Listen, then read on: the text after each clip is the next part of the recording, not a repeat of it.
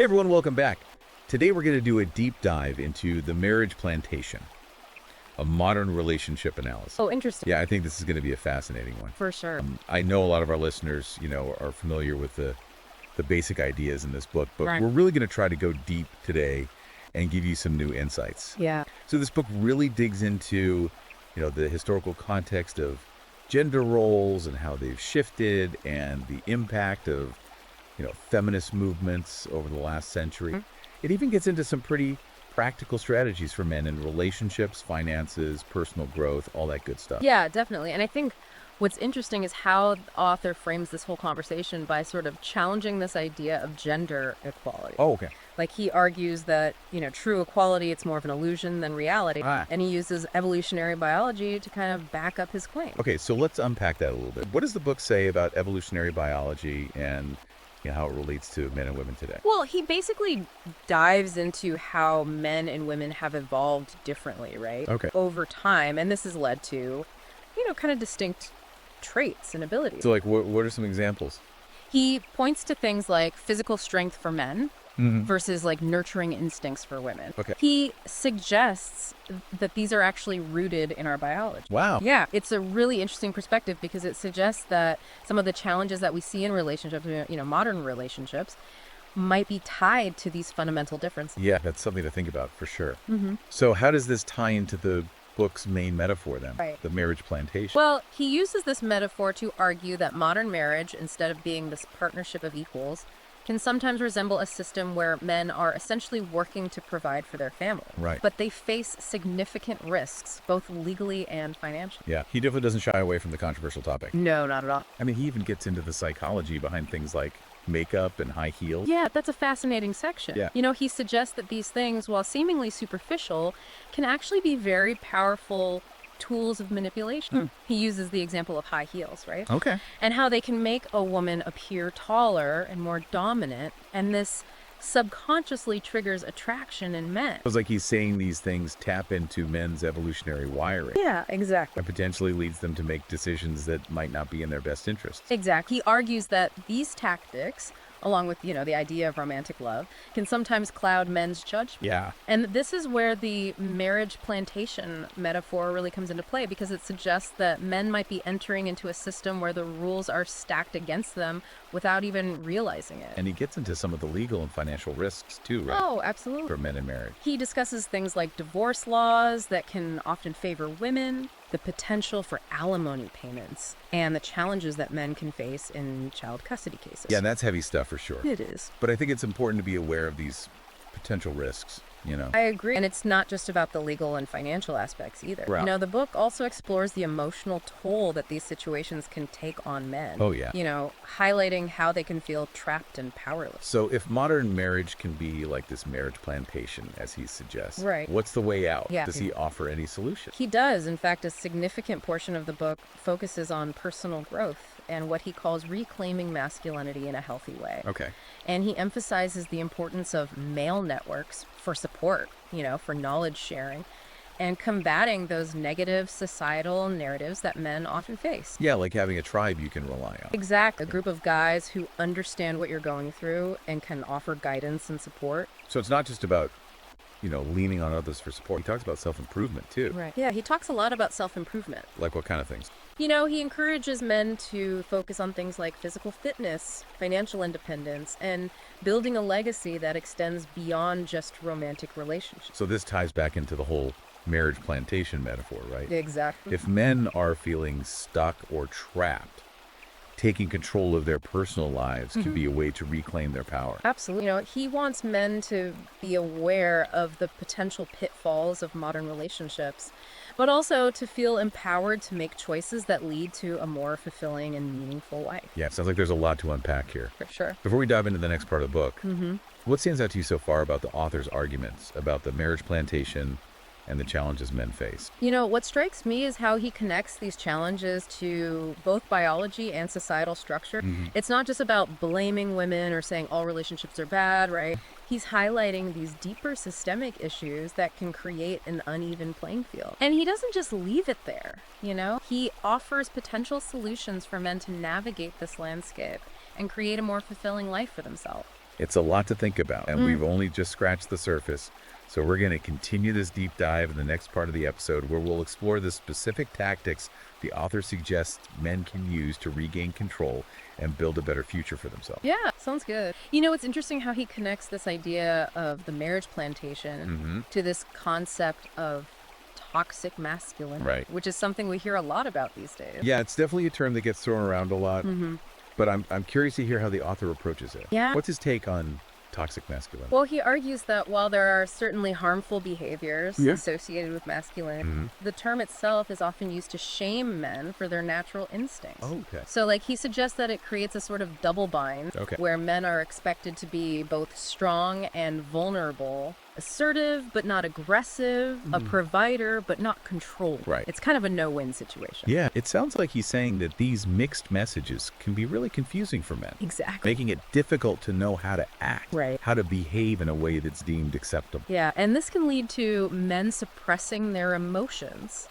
which he argues is not only detrimental to their own well-being, Right. but also harmful to their relationships. So how does he suggest men navigate this tricky landscape then? Right. What's his advice for reclaiming masculinity in a healthy way? Well, he really emphasizes the importance of self-awareness. Okay. You know, he wants men to understand their own strengths and weaknesses, to acknowledge their emotions without shame, Right. and to develop a strong sense of self-worth that doesn't depend on external validation. So like not looking for other people to tell you. Good enough. Yeah, he encourages men to define their own values and principles, to live with integrity, and to pursue their goals with passion and purpose.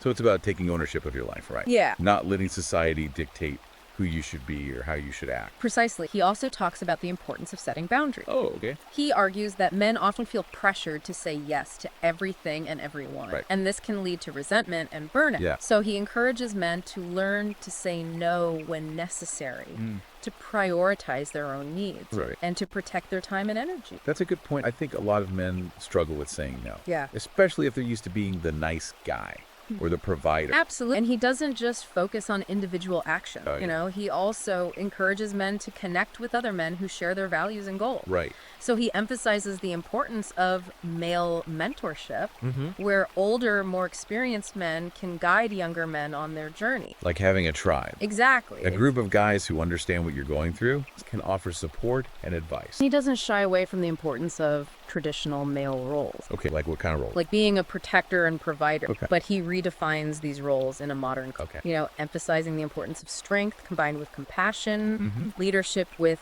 empathy, Yeah. and providing for loved ones, not just financially, but also emotionally. It sounds like he's trying to find a balance between traditional values and modern sensibility. It's a great way to put it. He's not saying that men should go back to some outdated model of masculinity, but rather that they can draw strength and wisdom from the past while adapting to the realities of the present.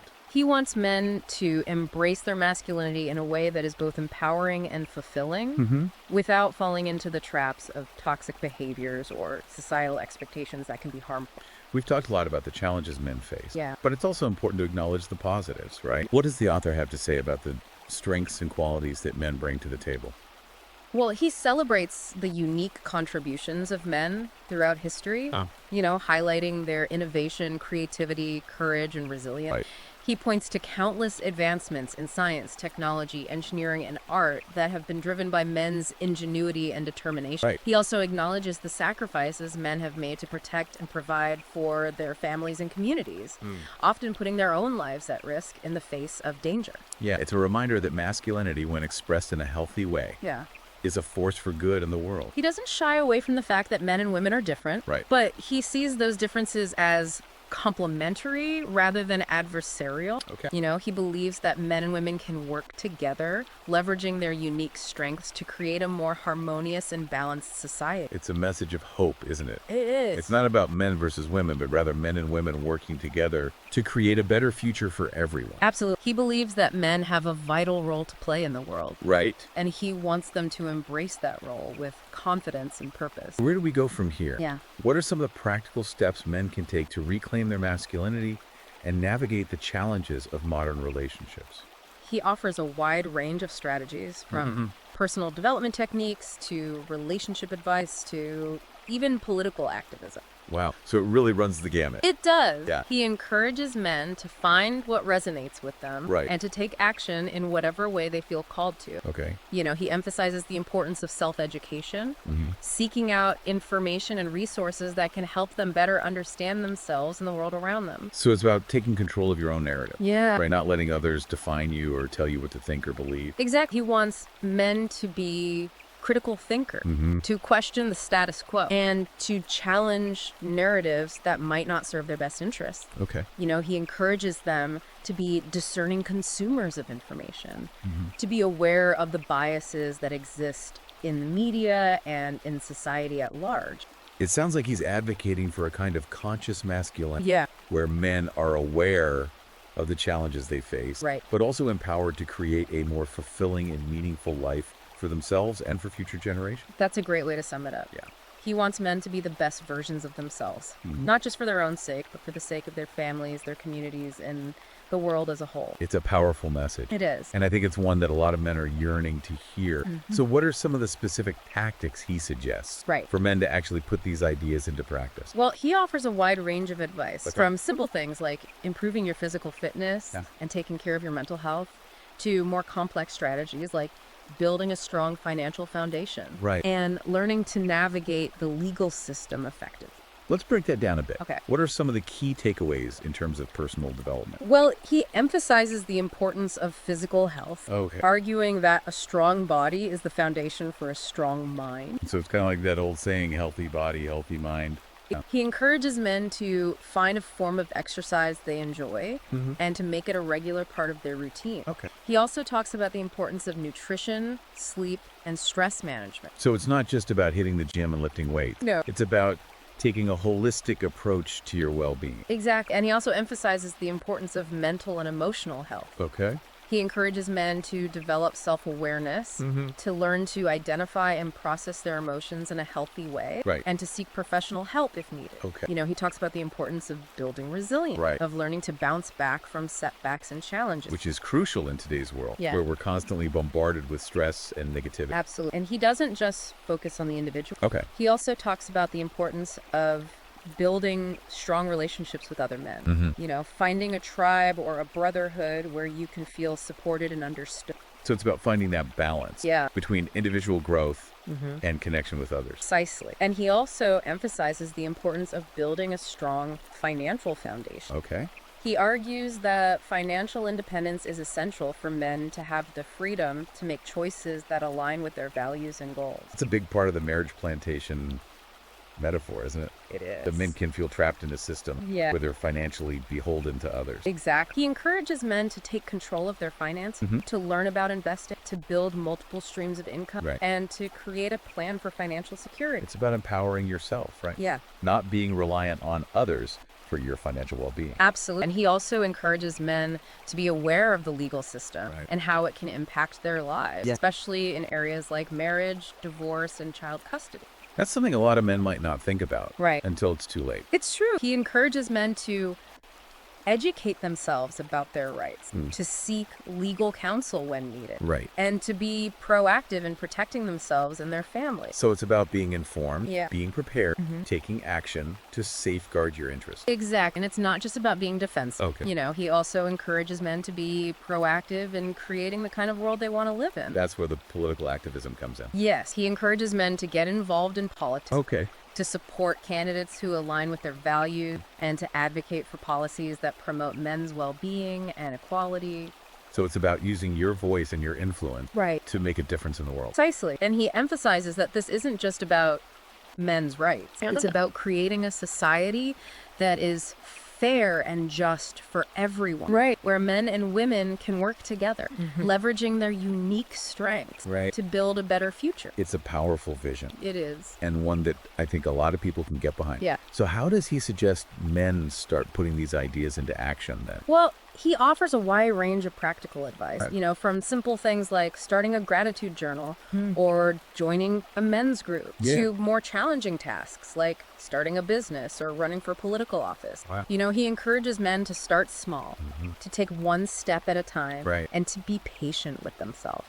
It's about making a commitment to personal growth. Yeah, exactly. Constantly strive to be a better version of yourself. And he emphasizes that this is a journey, not a destination. Okay. There will be setbacks and challenges along the way, but the key is to keep moving forward, to keep learning, and to never give up on yourself. It's a powerful message of hope and empowerment. Yeah. And I think it's something that a lot of men need to hear. I agree. He challenges men to take responsibility for their own lives, to step up and become the men they were meant to be. It's call to action, isn't it? It is. He's not just offering theories or complaints. Right. He's providing a roadmap for men to create a more fulfilling and meaningful life for themselves and for future generations. Before we move on to the final part of our deep dive, where we'll explore some of the specific tactics the author suggests for navigating the complexities of modern relationships. Yeah. Let's pause for a moment and reflect on what we've learned so far. Okay. What are your key takeaways from the author's analysis of the marriage plantation and his advice for reclaiming masculinity?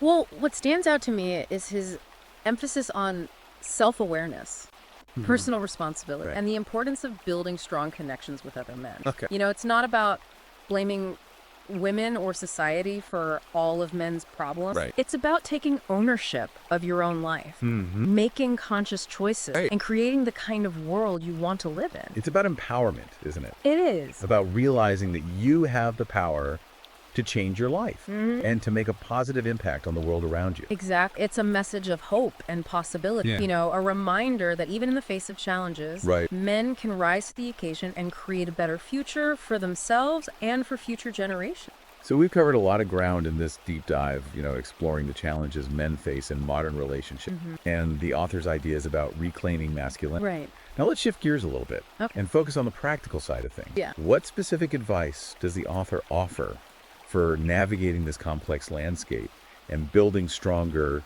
more fulfilling relationships? Well, one of the most important things he emphasizes is the need for clear communication. Okay. He argues that men often struggle to express their needs and feelings effectively. And this leads to misunderstandings and resentment in relationships. Right. So he encourages men to be more open and honest to their partner, Okay. to learn to articulate their thoughts and emotions in a clear and respectful way. That makes sense. I think a lot of men fall into the trap of thinking they need to be stoic and strong all the time. Yeah. Which can make it difficult to open up and be vulnerable. Exactly. And he challenges that notion, arguing that true strength lies in being able to express your vulnerability without shame. Oh, interesting. He encourages men to let go of the need to always be right or in control and embrace the power of vulnerability in building deeper connections with their partners. So it's about finding that balance between strength and vulnerability, assertiveness and empathy. Precisely. He also talks about the importance of setting clear boundaries in relationships. Okay. He argues that men often feel pressure to say yes to everything, Right. which can lead to resentment and burnout. So he encourages men to learn to say no when necessary, Right. to prioritize their own needs and to protect their time and energy. That's a crucial point. Yeah. I think a lot of men struggle with setting boundaries, especially in romantic relationships. Yeah. They might feel like they're letting their partner down Right. or that they're not being a good man if they don't always say yes. He challenges that mindset, arguing that healthy relationships are built on mutual respect, a balance of give and take. He encourages men to communicate their needs and expectations clearly, Right. and be willing to negotiate compromises that work for both partners. It's about being assertive, right? Yeah. Not aggressive, but standing up for yourself and what you need in a relationship. Exact. And it's also about being willing to walk away from relationships that are no longer serving you. Oh, wow. He acknowledges that this can be a difficult decision, Right. but he emphasizes that it's sometimes necessary for your own well-being and personal growth.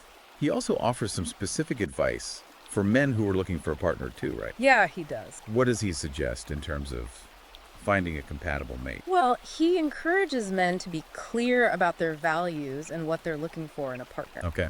He suggests taking the time to get to know someone before committing to a relationship, Right. and to look for signs of compatibility, shared values, and mutual respect. So it sounds like he's advocating for a more mindful approach to dating Yeah, exactly. rather than just jumping into something without really thinking it through. He also encourages men to be aware of the potential red flag that can indicate a relationship might not be healthy or sustainable in the long run. Like what? He talks about things like controlling behavior, manipulation, and a lack of respect for boundaries as warning signs that should be taken serious. It's about protecting yourself, right? Yeah. Not ignoring those gut feelings or red flags. Right. That might be telling you something's not quite right. He emphasizes that choosing the right partner is one of the most important decisions you'll ever make in your life. So it's worth taking the time to do it right. He also offers advice for men who are already in a relationship too, right? He does. What are some of his suggestions for improving communication and strengthening the bond with your partner? Well, he talks about the importance of active listening. Okay. Of really paying attention to what your partner is saying and trying to understand their perspective, even if you don't agree with it. He also encourages men to express appreciation for their partner. Okay. To acknowledge their efforts and to make an effort to show love and affection regularly. So it sounds like he's saying that small gestures can go a long way Yeah. in maintaining a healthy and happy relationship. Absolutely. He also emphasizes the importance of spending quality time together, creating shared experiences and memories that strengthen the bond between you. Right. He suggests planning regular date nights, taking trips together, or simply finding time to relax and connect without distraction. It's about making your relationship a priority, right? Yeah. Making time for each other amidst the busyness of life. Exactly. And it's also about being willing to work through challenges together. Right. He acknowledges that every relationship will have its ups and downs, but he encourages couples to view these challenges as opportunities for growth and to communicate openly and honestly about how they're feeling. So it's about seeing your relationship as a partnership Yeah. where you're both working together to overcome obstacles and build a stronger foundation. Precisely. He emphasizes that a successful relationship requires effort and commitment from both partners, and that it's worth putting in the work to create something special and lasting. It's been a fascinating deep dive into The Marriage Plantation, Yeah, it has. a book that offers a really unique and often challenging perspective on modern relationships. What are your final thoughts on the book's message and its potential impact on men's lives? Well, I think it's a valuable resource for men who are looking to understand the complexities of relationships in today's world, and to find ways to create more fulfilling and meaningful connection. Okay. It challenges conventional wisdom, encourages self-reflection, and offers practical advice for navigating the challenges and opportunities that come with being a man in modern society. It's about empowering men to take control of their lives, to make conscious choices, and to create the kind of relationships they desire. Exactly. And it's a reminder that masculinity, when expressed in a healthy and balanced way, Right. is a powerful force for good in the world. If you're interested in delving deeper into the concepts we've discussed today, Yeah. I highly recommend checking out The Marriage Plantation, a modern relationship analysis for yourself. It's a great book. You can find it on Amazon Kindle and Google Play Books. Yeah, it's definitely worth a read. Thanks for joining us on this deep dive. My pleasure. Until next time, keep exploring, keep learning, and keep striving to be the best version of yourself.